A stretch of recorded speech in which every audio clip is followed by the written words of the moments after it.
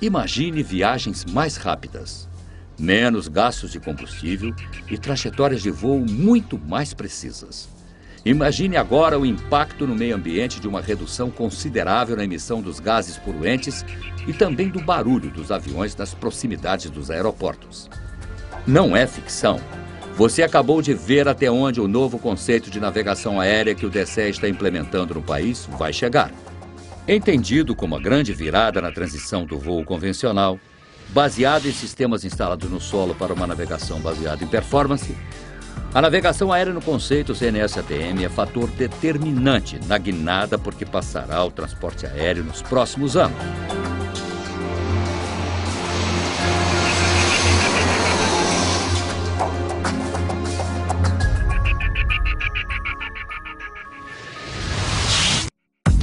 O sistema convencional de navegação aérea é baseado em antigas tecnologias, desenvolvidas a partir do meio do século passado.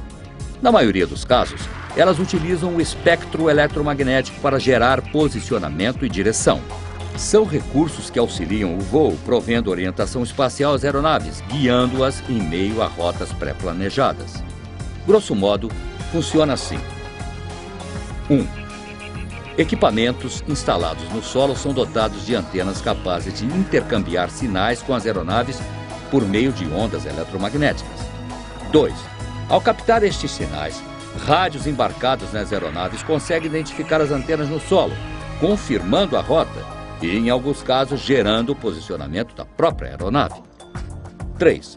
Para seguir o curso da rota, a aeronave precisa sobrevoar a área de alcance de tais antenas que demarcam a trajetória de voo. Desse modo, contrariando a máxima euclidiana que consagrara a reta como a menor distância entre dois pontos, na navegação convencional a aeronave não voa em linha reta desde a sua partida até o seu destino, mas sim perfazendo uma soma de pequenos trechos, o que termina por alongar o voo. As aeronaves dependem, portanto, dos circuitos traçados ao longo dos referidos equipamentos de solo, os chamados auxílios à navegação aérea, como o NDB, o VOR-DME e o ILS, por exemplo.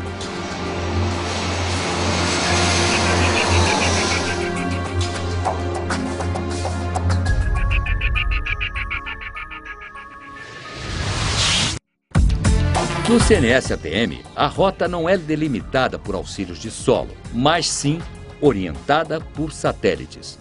Isso porque os conceitos aplicados aos novos sistemas de navegação são fundamentais no GNSS, acrônimo em inglês para o Sistema Global de Navegação por Satélites.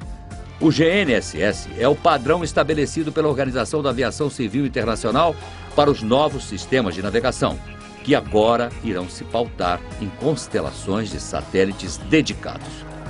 A princípio, prevê-se a utilização de todo e qualquer sistema de navegação por satélites.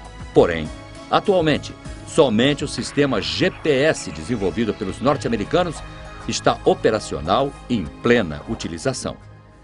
Expectativas bem fundamentadas asseguram que o GNSS proverá o suporte à navegação aérea, inclusive para as aproximações de precisão em todos os seus 3 níveis, categorias 1, 2 e 3. Do mesmo modo, as aerovias passarão progressivamente por uma grande reformulação. Acostumada a voar de forma angular, com radiais de aproximação e afastamento e cursos magnéticos, a aeronave, enfim, poderá navegar de forma mais linear. As rotas considerarão a navegação ponto a ponto e não a interceptação de radiais e magnéticas.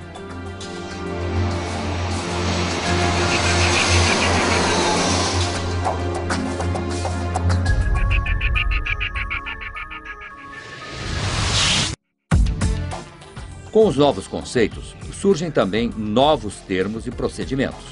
Um deles, mais do que tecnologia, representa uma mudança de paradigma para o transporte aéreo, que passa a basear-se não mais em ferramentas de auxílio, mas na própria performance dos sistemas de navegação embarcados.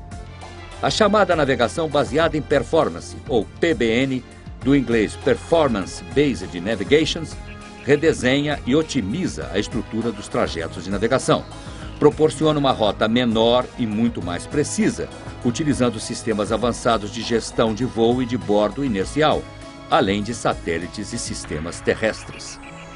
Há dois elementos chaves para entender o PBN. O primeiro é o chamado RNAV, sigla que em português significa navegação por área. Com o RNAV, as aeronaves não precisarão mais zigue-zaguear entre os auxílios baseados em solo para alcançar seus destinos. As aeronaves em voo RNAV voam diretamente de um ponto para o outro.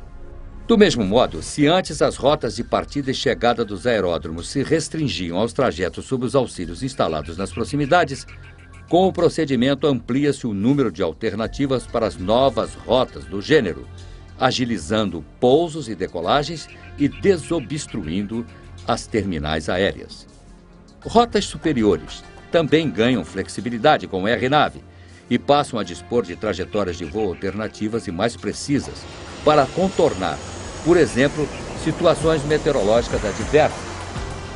O segundo elemento-chave é o RNP, Required Navigation Performance, em português, Performance de Navegação Requerida. Nele, as aeronaves voam confinadas dentro de uma espécie de duto virtual, que varia de tamanho conforme as capacidades e os recursos da aeronave e da tripulação. Ao contrário do RNAV, entretanto, caso a aeronave se desloque para fora do duto, elas são alertadas imediatamente pelo próprio sistema de bordo. Esse recurso proporciona um aproveitamento do espaço aéreo, cuja eficácia jamais fora alcançada. Ele torna exequível a utilização de muito mais rotas no mesmo espaço, com menores separações ou mesmo aproximações simultâneas, gerando um aumento significativo na capacidade das terminais aéreas.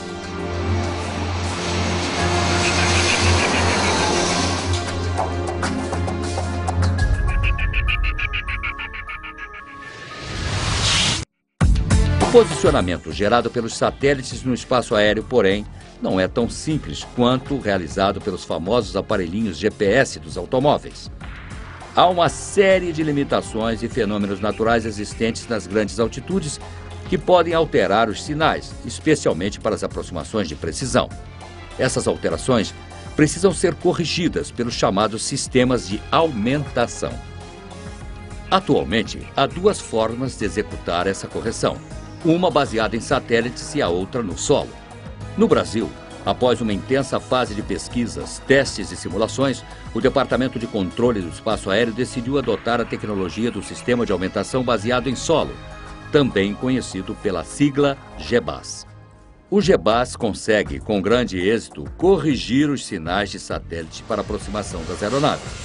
É considerado um sistema de aproximação e pouso de precisão projetado para atender as categorias 1, 2 e 3, tal qual o sistema de pouso por instrumentos convencional, o ILS. O aeroporto do Galeão abriga o projeto piloto do GBAS brasileiro e será o primeiro a adotá-lo no país. Com o GBAS, em breve, o aeroporto carioca estará pronto para realizar aproximações e pousos de precisão por satélites. O GBAS é um sistema muito mais flexível do que os ILS, né? Onde hoje nós temos um ILS para cada cabeceira de pista que você necessita de um pouso de precisão. Com o GBAS, uma única estação GBAS pode substituir e prover esse auxílio à aproximação para todas as cabeceiras de um determinado aeroporto num raio de 23 milhas. Um ILS, quando nós temos algum tipo de obra numa cabeceira de pista, o ILS tem que ser desligado, não há possibilidade de utilizá-lo. E já com o GBAS não, você pode programar um novo ponto de toque e mesmo com a cabeceira deslocada você consegue operar com o GBAS.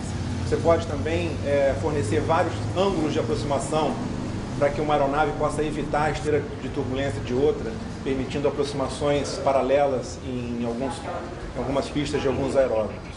Além de outros benefícios, como uma única estação GBAS poder substituir várias estações ILS no mesmo aeroporto. Em suma, rotas menores, menos gasto de combustível, menos emissão de poluentes, pousos de precisão por satélites, aproximações com descida contínua, maior flexibilidade de voo, trajetórias de voo muito mais precisas. São inúmeras as conquistas viabilizadas pelos novos recursos e sistemas da navegação aérea CMS-ATM.